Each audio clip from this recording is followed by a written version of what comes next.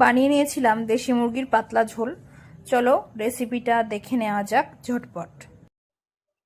আজ বানাবো আলু দিয়ে পাতলা দেশি মুরগির ঝোল। আচ্ছা, এখানে আমি মাংসটাকে মেরিনেট করে নেব। তার জন্য দিয়ে দিচ্ছি লবণ। আমি এখানে 3 চামচ লবণ দেবো, তারপর যদি প্রয়োজন হয় দেব। দিয়ে দিচ্ছি ভর্তি 1 চামচ হলুদ, আর আরেকটু দেবো, 1 চামচ আর হাফ চামচ দিয়ে দেবো একটু সর্ষের তেল দিয়ে ভালো করে এবার এটাকে মেখে নেব। মাংসের মশলার জন্য আমি এখানে নিয়ে নিয়েছি এই লঙ্কা, আদা, রসুন, আর এখানে 4টে পেঁয়াজ, আর দিয়ে দেব আদা রসুন পেস্ট। তো আদা রসুন আমি যতটা নিয়েছিলাম আমি পুরো পেস্টটাই ঢালিয়ে দেবো।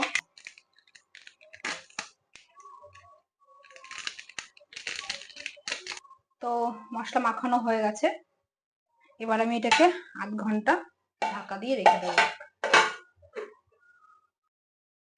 কড়া গরম হয়ে গেছিল, তেল দিয়ে আলুগুলো ভাজতে দিয়ে দিলাম। আলুগুলো লাল লাল করে ভাজা হয়ে গেলে আমি তুলে একই তেলে দিয়ে দিলাম পেঁয়াজ। পেঁয়াজটা লাল লাল করে ভাজা হয়ে গেলে সেই তেলের মধ্যেই দিয়ে দেবো চিকেনগুলো।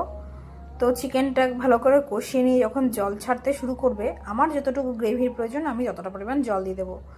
তো আমার গ্রেভি আমার মাংসটা রান্না হয়ে গেল। তো বানিয়ে নিলাম দেশি মুরগির